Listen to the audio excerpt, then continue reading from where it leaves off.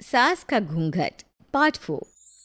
अब तक हमने देखा कि देविका के ससुराल के आदमी औरतों को घर के अंदर नहीं आने दे रहे हैं। देविका उन्हें पुलिस में जाने की धमकी देती है, जिससे पूरे गांव में अफरा तफरी मच जाती है। तभी गांव का एक आदमी सरपंच को बुलाकर ले आता है। सरपंच उनके घर के बाहर का नज़ारा देखकर कहते हैं, जोगिंदर जी, ये आपके घर की औरतों ने कैसा हंगामा मचा रखा है। आपका घर तो संस्कारों की मिसाल था, लेकिन ये मैं क्या देख रहा हूँ। आपके घर की किसी औरत ने घूंघट नहीं कर रखा। अब सरपंच जी, हमारे घर की औरतों को इस देविका ने बहकाया है। हमने पहले ही इन सबको चेतावनी दी थी कि अगर ये घर से बाहर गई तो हम इन्हें घर में नहीं आने देंगे। अब ये देविका हमें धमकी दे रही है कि पुलिस को बुलाएगी। क्या? पुलिस? इस गांव का बरसों पुराना इतिहास रहा है। इस गांव में कभी पुलिस नहीं आई। गांव के सभी फैसले हमने मिलजुल कर किए हैं। जोगिंदर, तुम्हारे घर का फैसला पंचायत करेगी। सरपंच जी, आपने ठीक कहा। पंचायत दोनों तरफ की बातें सुने और जो भी फैसला पंचायत करेगी वो हमें मंजूर होगा। तो ठीक है, आज दोपहर को सभी गांव की चौपाल पर इकट्ठा होंगे और वहीं तुम्हारे घर का फैसला होगा। सरपंच वहां से चला जाता है। घर के आदमी घर के अंदर जाकर दरवाज़ा बंद कर लेते हैं और घर की औरतें वहीं घर के बाहर पेड़ के नीचे बैठ जाती हैं। तभी विमला कहती है, देविका बहू, तुम्हें भूख लगी होगी ना? नहीं माँ जी, मुझे भूख नहीं लगी, मैं ठीक हूँ। बहू, तेरा बच्चा छोटा है अभी, तुझे भूखा नहीं रहना चाहिए। वीना, सुजाता, जाओ पास में जो पंडित जी का बाग है ना, वहाँ से कुछ फल तोड़ लाओ। वीना और सुजाता पास के बगीचे से खूब सारे फल तोड़ कर ले आती हैं। सभी औरतें फल खाती हैं। तभी देविका कहती है, आप सब घर से बाहर निकली, घूंघट उतार दिया तो इन मर्दों की इज्जत चली गई, लेकिन हम सब घर के बाहर भूखे प्यासे बैठे हैं। इस बात पर इन अहंकारी मर्दों को शर्म क्यों नहीं आ रही? हाँ देविका, तुम ठीक कह रही हो। अगर हम मर भी जाए ना, तब भी इन मर्दों के लिए इनके बनाए गए नियम कानून ही अहम रहेंगे, हम नहीं। सुजाता भाभी, मुझे तो सबसे ज़्यादा सचिन पर गुस्सा आ रहा है। उसने मुझसे लव मैरिज की थी, क्या क्या वादे किए थे कि मेरा साथ कभी नहीं छोड़ेगा, और आज उसने मेरा साथ छोड़ दिया। अपने बच्चे को एक बार भी नहीं देखा उसने। देवी का वो शुरू से ही ना डरपोक रहा है, लेकिन इन सारी बातों को छोड़ो। मुझे तो इस बात की चिंता हो रही है कि पंचायत में न जाने क्या फैसला होगा। पता नहीं वो इंसाफ करेंगे भी या नहीं। वीना दीदी, आपको अभी भी पंचायत से इंसाफ मिलने की उम्मीद है? अगर इस गांव की पंचायत में सच में इंसाफ करने की भावना होती तो सरपंच जी अभी हमें घर के अंदर जाने देते। देखा नहीं कितना जहर उगल कर गए हैं हमारे खिलाफ। तो बहू, अब हम क्या करेंगे? पंचायत तो हमारे खिलाफ ही फैसला सुनाएगी। पहले तो हम अपनी सारी बातें रखेंगे। अगर ये लोग नहीं माने तो आपको वही करना होगा जो मैं कहूँगी। लेकिन एक बात आप याद रखना, किसी भी सूरत में हम झुकेंगे नहीं, क्योंकि हम सही हैं। देविका सभी औरतों को समझा रही थी। तभी वहाँ एक गांव वाला आता है। आप सभी को पंचायत में बुलाया है। उस गांव वाले की बात सुनकर सभी औरतें पंचायत में पहुंचती हैं। वो देखती हैं कि उस पंचायत में सारा गांव इकट्ठा हो गया है। बहुत सारी औरतें लंबे लंबे घूंघट करके वहां आई हुई हैं। तभी पंचायत की कार्यवाही शुरू की गई और घर के आदमियों से पूछा गया कि वो घर की औरतों को घर में क्यों नहीं रखना चाहते।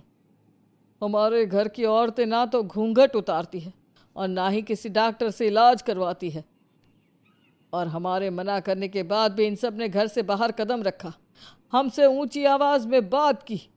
हमने इन सबको चेतावनी भी दी, लेकिन इन्होंने हमारी बात नहीं सुनी। अब ये सभी औरतें हमारे घर में नहीं रह सकती। अब औरतें अपना पक्ष रखें। ये कानून की किस किताब में लिखा है कि औरतों को घूंघट करना चाहिए? और अगर मेरे ससुराल की औरतें मुझे डॉक्टर के पास ना लेकर जाती तो ना मेरा बच्चा जिंदा बचता और ना ही मैं। लेकिन दाई अम्मा से हम इलाज करवा रहे थे ना। दाई अम्मा को कुछ समझ में नहीं आ रहा था। देविका का इलाज दाई अम्मा के बस की बात नहीं थी। काफ़ी देर तक दोनों पक्षों में बहस चलती रही। दोनों एक दूसरे पर आरोप प्रत्यारोप लगाते रहे, लेकिन दोनों पक्षों की बात सुनने के बाद पंचायत ने जो फैसला लिया उसके लिए तो देविका पहले से ही तैयार थी। दोनों पक्षों की बात सुनने के बाद पंचायत ने यह फैसला किया है कि सारी गलती महिलाओं की है। अगर वो अपने अपने पतियों से माफ़ी मांग लेती है और वादा करती है कि भविष्य में कभी ऐसी गलती नहीं दोहराएंगी, तो वो घर के अंदर प्रवेश कर सकती हैं। हमें पंचायत का फैसला मंजूर नहीं है। हमने कोई गलती नहीं की जो हम माफ़ी मांगे। और किस बात का वादा करें हम? हमने देविका की जान बचाई है, तो आप हमसे भविष्य में किसी की जान न बचाने का वादा ले रहे हैं क्या? अगर तुम्हें पंचायत का फैसला मंजूर नहीं है तो तुम सबको घर में नहीं, पुरानी हवेली में रहना होगा, जो अब खंडहर बन चुकी है। यह खंडहर तुम्हारे घर के सामने ही है। सरपंच जी, आपका फैसला सही नहीं है। एक बार और सोच लीजिए इस फैसले के बारे में। ओ शहर की छोरी, 4 किताबें क्या पढ़ ली, हमें सही गलत का पाठ पढ़ाएगी? तुझे पता नहीं कि पंचायत का फैसला यहाँ सदियों से चलता आया है और लोग उसी को मानते आए हैं। अच्छी तरह जानती हूँ सरपंच जी।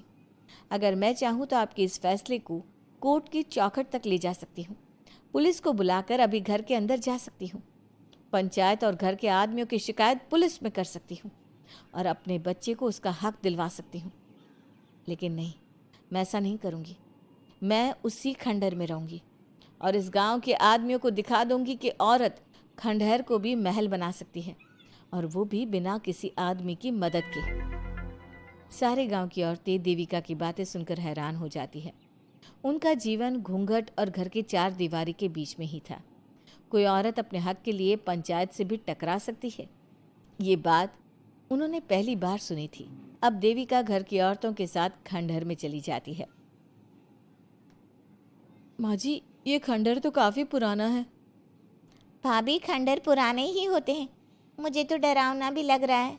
मैं डर की वजह से कभी इस खंडहर के आसपास भी नहीं आई, लेकिन मुझे क्या पता था कि एक दिन इसी में रहना पड़ेगा। ये तो टूटा फूटा भी पड़ा है। माँ जी, एक काम करते हैं, ये खंडहर तो काफ़ी बड़ा है, इसलिए एक हिस्से की साफ सफाई करके उसे ही रहने लायक बना देते हैं। बाद में धीरे धीरे पूरा खंडहर ठीक कर लेंगे। हाँ बहू, तुम ठीक कह रही हो। विमला भाभी और मैं इस खंडहर के टूटे हुए हिस्सों पर मिट्टी और ईंटें लगा देते हैं। सुजाता और वीना, तुम साफ सफाई कर लो। सभी औरतें मिलकर खंडहर के एक हिस्से को सुधारना शुरू कर देती है और काफ़ी देर तक मेहनत करने के बाद वो उस हिस्से को काफ़ी हद तक अच्छा कर लेती हैं।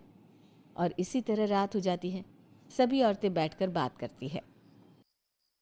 माँ, हमने इस खंडहर को घर तो बना दिया है, लेकिन ये घर चलेगा कैसे? हाँ माँ जी, मैं भी यही सोच रही हूँ। और हम सब तो बड़े हैं, गर्मी सर्दी भूख कुछ भी आसानी से बर्दाश्त कर सकते हैं, लेकिन देविका का बेटा बहुत छोटा है, उसे तो हमें अच्छी तरह से पालना होगा ना। मैं भी यही सोच रही हूँ कि आगे हमें क्या करना चाहिए। कम्मू और मैं मिलकर मिट्टी का चूल्हा और मिट्टी के बर्तन बना देते हैं।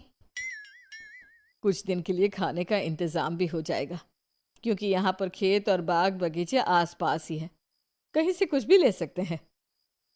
पहले आप मुझे ये बताइए कि आप सब लोगों को आता क्या है? मतलब कोई ऐसा काम जिसका आपको शौक हो, जो आपने बचपन से किया हो। बहू, तेरे दिमाग में चल क्या रहा है? माँ जी, बहुत कुछ चल रहा है। बस अब हमारा सारा ध्यान इस बात पर होना चाहिए कि हम अपने लिए अच्छे से अच्छा क्या काम कर सकते हैं। आप सब हिम्मत से और समझदारी से काम लो, फिर देखना हम इस खंडहर को भी महल बना देंगे। इसके लिए सबसे पहले हमें आत्मनिर्भर बनना होगा। देविका सभी को समझा रही थी, तभी उसका बेटा रोने लगा। उसने अपने बेटे को गोद में उठाया और उसे चुप कराने लगी। अब देविका के सामने सबसे बड़ी चुनौती थी कि वो किस तरह से ससुराल की औरतों को आत्मनिर्भर बनाए और किस तरह से अपना घर चलाए। हमारे प्यारे दर्शकों, अब आप बताइए, देविका और घर की सभी औरतों ने अपने पतियों से माफ़ी ना मांगकर सही किया या गलत? क्या उनका खंडहर में रहने का फैसला सही था? अब देविका को क्या कदम उठाना चाहिए, हमें कमेंट में ज़रूर बताना। हमारी कहानी को लाइक, शेयर और चैनल को सब्सक्राइब करना मत भूलना। दोस्तों, हमें उम्मीद है कि आपको हमारी ये कहानी पसंद आई होगी। कृपया हमारे चैनल को सब्सक्राइब करें और सभी अपडेट्स के लिए बेल आइकन जरूर दबाएं। और हाँ, वीडियो लाइक और शेयर करना मत भूलिएगा। Bye bye.